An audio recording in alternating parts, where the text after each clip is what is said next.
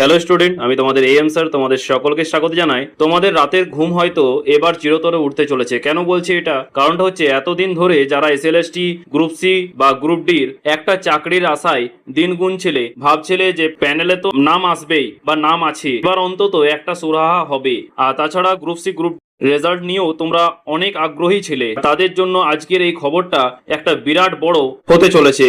কেন বলছি? কারণ হচ্ছে রাজ্য সরকারের এই নতুন নোটিফিকেশনটা তোমাদের পুরো ভবিষ্যৎটাকে খাদের কিনারায় কিন্তু দাঁড় করিয়ে দিয়েছে। কেন বলছি এটা? কারণ হচ্ছে একবারও কি ভেবে দেখেছো যে প্যানেলের ভরসায় তোমরা বসে আছো সেটা আদৌ আর টিকবে? তো কেন আগে তোমাদের মধ্যে একজন কমেন্ট করেছিলে যে এটা কি যুক্তিসঙ্গত দিচ্ছেন আপনি, এই প্যানেল কি বাতিল হবে? হতেই পারে না। কিন্তু আবেগ নয়, ঠিক আছে, তোমরা লজিক্যালি বুঝো। কেননা এই যে ওবিসি বাতিল হওয়াতে তোমাদের কত বড় একটা ক্ষতি হতে চলেছে তোমরা ইঙ্গিত কিছুটা হয়তো পাচ্ছ, তাই না? তাছাড়া নাকি ওবিসি কোটা বাতিলের এই মারাত্মক গেরোয় পড়ে পুরো প্যানেলটাই ক্যান্সেল হয়ে যাবে আর তোমাদের আবার নতুন করে পরীক্ষায় বসতে হবে। হ্যাঁ, পরিস্থিতি কিন্তু ঠিক সেই দিকেই কিন্তু এগোচ্ছে। তাছাড়া আজ এমন কিছু কথা বলবো যা তোমাদের ভেতর থেকে নাড়িয়ে দেবে, তাই একটা সেকেন্ডও স্কিপ না করে পুরোটা দেখো, কারণ আজকের এই আলোচনাটা তোমাদের জীবনে সব থেকে বড় প্রশ্নের উত্তর দিতে চলেছে। তাছাড়া তোমরা আতঙ্কিত হবে না, ঠিক আছে? প্রথমে শোনো, শেষ পর্যন্ত দেখো, তারপর বুঝবে যে আমি কি বলতে চাইছি, ঠিক আছে? তারপরে যদি তোমাদের কিছু প্রশ্ন থাকে তো অবশ্যই কমেন্টে জানাবে। চলো শুরু করা যাক। সো বন্ধুরা, যে সমস্ত ছাত্রছাত্রী দিনের পর দিন অপেক্ষা করে আছো যে একটা ভালো খবরের জন্য, তোমাদের সবাইকে বলছি যে পরিস্থিতি এখন আর আগের মতো নয়। কলকাতা হাইকোর্টের ডিভিশন বেঞ্চের ওই রায়ের পর যে আইনি জটিলতা তৈরি হয়েছে সেটা এখন কিন্তু এক ভয়ানক রূপ নিয়েছে। তোমরা অনেকেই আমাকে মেসেজ করেছো, জানতে চেয়েছো যে আসল ঘটনাটা কি, এবং তোমরা অনেকেই দুশ্চিন্তার মধ্যে রয়েছো। এবং সরকার যেহেতু পালাবদল খেয়েছে, এর ফলে কিন্তু অনেক জট কিন্তু খুলবে ঠিকই, কিন্তু অনেক জট আবার লেগেও রয়েছে এই মুহূর্তে। কেন বলছি? কারণ হচ্ছে দেখো, রাজ্য সরকার কিন্তু হাইকোর্টের রায়কে ইমিডিয়েট ইফেক্ট হিসেবে মেনে নিয়েছে। এর সোজা মানে হলো যে ওবিসি এ এবং ওবিসি বি বলে আর কিচ্ছু থাকছে না। ভাবা যায় 2011 সালের আগে যে 66টা জাতি সেন্ট্রাল বা স্টেটের লিস্টে ছিল, শুধু তারাই ওবিসি হিসেবে গণ্য হবে। বাকি যে 77টা উপজাতি তারা কিন্তু পুরোপুরি বাদ পড়তে চলেছে। আর তাছাড়া সবচেয়ে বড় বোমটা ফাটিয়েছে ব্যাকওয়ার্ড ক্লাস ওয়েলফেয়ার ডিপার্টমেন্ট। তারা একটা নোটিশ দিয়ে সোজা জানিয়ে দিয়েছে যে সমস্ত সরকারি ডিপার্টমেন্টকে, তা সে পঞ্চায়েত হোক বা পুলিশ হোক বা তোমাদের এসএলএসটি আপার প্রাইমারি হোক, ঠিক আছে, সবাইকে কিন্তু 100 পয়েন্ট রোস্টার মেনে কিন্তু নতুন করে ভ্যাকেন্সি লিস্ট বানাতে হবে। মানে আগে যে 17% ওবিসি রিজার্ভেশন ছিল সেটা এখন নেমে এলো মাত্র 7%-এ। মানে বুঝতেই পারছো কতটা পরিমাণে এসএলএসটি স্টুডেন্টদের অর্থাৎ তোমাদের ক্ষতি হতে চলেছে। মানে বুঝতেই পারছো তোমরা। এবার তোমরা নিজেরাই লজিক দিয়ে ভাবো তো যে এই নিয়মটা যদি অনগোয়িং রিকোয়ারমেন্টে যদি প্রসেসগুলোর ওপর পড়ে তাহলে এর প্রভাবটা কতটা ভয়ঙ্কর হতে পারে, তাই না? কেননা এসএলএসটি এবং গ্রুপ সি এর ওপর এর ভবিষ্যৎ কোথায় তাহলে দাঁড়াচ্ছে? তাহলে তোমরা বলে রাখি যে এসএলএসটি নবম দশম এবং একাদশ দ্বাদশ এবং গ্রুপ সি গ্রুপ ডির ক্যান্ডিডেটরা সব থেকে বেশি চিন্তায় আছো, তাই না? কেননা তোমাদের মনের মধ্যে একটাই প্রশ্ন যে আমাদের পরীক্ষা তো হয়ে গেছে, আমরা তো ওয়েটিং এ বা প্যানেলে আছি, তাহলে আমাদের কি হবে? দেখো, তোমরা যারা অনগোয়িং প্রসেসের মধ্যে আটকে আছো তাদের অবস্থাটা একবার ভেবে দেখো। এই নতুন 100 পয়েন্ট রোস্টার মেনে যখনই 7% ওবিসি কোটা ইমপ্লিমেন্ট করা হবে তখন কিন্তু পুরনো যে 17% ধরে বানানো মেরিট লিস্টটা তো পুরোপুরি ইনভ্যালিড হয়ে গেল, তাই না? এর ফলে কিন্তু তোমাদের যে ওবিসি প্রার্থীরা ওই 77টা বাতিল হওয়া জাতির মধ্যে ছিল তারা তো হঠাৎ করে কিন্তু জেনারেল ক্যান্ডিডেট হয়ে গেল।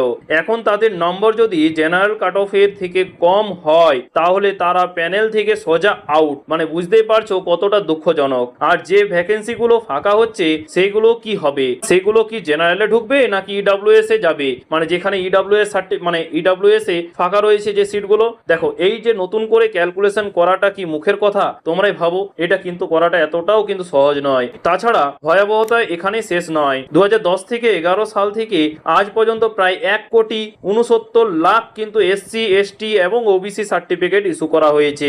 এখন সরকার বলছে যে এই সমস্ত সার্টিফিকেট নতুন করে রিভেরিফিকেশন বা যাচাই করা হবে।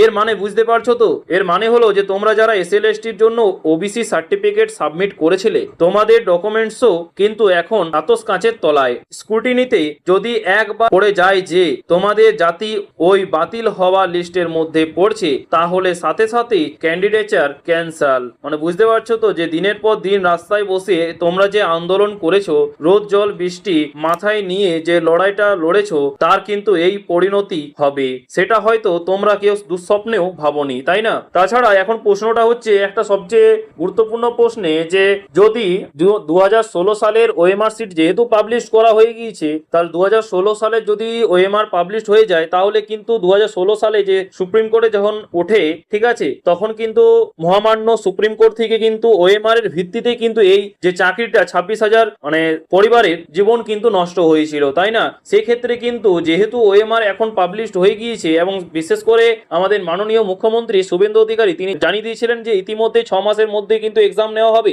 এর ফলে যদি এই প্যানেলটা যদি ক্যান্সেল হয়ে যায় সেটা তো কিন্তু অবাক হওয়ার কোনো বিষয় নেই, কেননা যদি সেখানে যদি পুরনো চাকরির যেহেতু ওএমআর চলে এসছে তাহলে সহজে কিন্তু যে যোগ্য এবং অযোগ্য সহজে চেনা যাবে। এর ফলে যারা যোগ্য চাকরি প্রার্থী তারা কিন্তু নিজেদের চাকরিতে পুনর্বহাল হয়ে যাবে এবং যারা অযোগ্য তাদেরকে কিন্তু বাতিল করে দেওয়া হবে। তাহলে বাচ্চে কারা? ফ্রেশার অর্থাৎ তোমরা। তাছাড়া যারা ওয়েটিং লিস্টে আছো তাদের কি হবে? এবং যারা 1-2 নম্বরের জন্য হয়তো ডাক পায়নি, ঠিক না, তাদের জন্য কি হবে? তাহলে তোমাদের উদ্দেশ্যে বলে রাখি যে অবশ্যই কিন্তু তোমরা ডাক পাবে এবং এটা কিন্তু হয়তো দুটো পসিবিলিটি আছে। একটা হচ্ছে হয়তো পুরো প্যানেলটা ক্যান্সেল করে দেওয়া হবে 1 নম্বর, আর যদি তোমরা বলছো যে যেহেতু কলকাতা হাইকোর্ট এবং সুপ্রিম কোর্টের আন্ডারে কিন্তু এই এক্সামটা হয়েছে এর ফলে এই এক্সামটা ক্যান্সেল করা যাবে না, তাই তো? তাহলে বলে রাখি যে যদি ক্যান্সেল না হয় তাহলে কিন্তু আবার পুনরায় সেই আবার নতুন লিস্ট কিন্তু প্রকাশিত হবে, মানে ডবল খাটালি। মানে বুঝতে পারছো তো? তাহলে আবার কিন্তু সব ওএমআর দেখবে, তারপর 10 নম্বর বাতিল হবে, ঠিক আছে, তারপর এক্সপায়ারি প্যানেল নিয়ে এখন মানে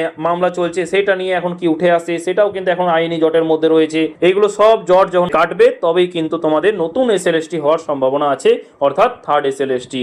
না হলে আমার যদি বলো যে ব্যক্তিগত মতামত, তাহলে আমি বলবো যে থার্ড এসএলএসটি খুব শীঘ্রই নেওয়া হোক এবং এই প্যানেলটা বাতিল করে এই সম ভ্যাকেন্সিতেই আবার নতুন করে থার্ড এসএলএসটি নেওয়া হোক, ঠিক আছে? যারা যোগ্য চাকরি প্রার্থী তাদের নিজেদের চাকরিতে পুনর্বহাল করে নেওয়া হোক। তোমাদের কি মতামত অবশ্যই কিন্তু কমেন্ট বক্সে জানাতে ভুলবে না, ঠিক আছে? এবং এই প্যানেল কি সত্যি ক্যান্সেল হবে নাকি হবে না অবশ্যই কমেন্টে জানাবে। তাছাড়া আবার জেনারেল ক্যান্ডিডেটরা যা দাবি করবে যে ওই ফাঁকা সিটগুলো যা তাদের প্রাপ্য, মানে বুঝতে পারছো তো, যারা হয়তো ইডব্লিউএস সার্টিফিকেট আছে, ঠিক আছে, ইডব্লিউএস সার্টিফিকেট যারা, মানে বুঝতেই পারছো জিনিসটা। যাই হোক, পুরো প্যানেল কিন্তু ক্যান্সেল করো আর নতুন করে নোটিফিকেশন দিয়ে পরীক্ষা নাও, এটাই কিন্তু একটা আমার মনে হয় সবচেয়ে সহজ উপায়। এবং তোমাদের কি মতামত অবশ্যই কমেন্ট বক্সে জানাতে ভুলবে না, ঠিক আছে? তোমাদের বন্ধুদের সাথে অবশ্যই শেয়ার করবে, যাতে প্রচুর পরিমাণে শেয়ার করবে, যাতে তারাও কিন্তু এই ইনফরমেশনটা পেয়ে উপকৃত হয়, ঠিক আছে? আজকে এই পর্যন্তই, দেখা হচ্ছে পরের ভিডিওতে নতুন কোনো আপডেট নিয়ে। থ্যাংক ইউ, পাশে থেকো, সুস্থ থেকো।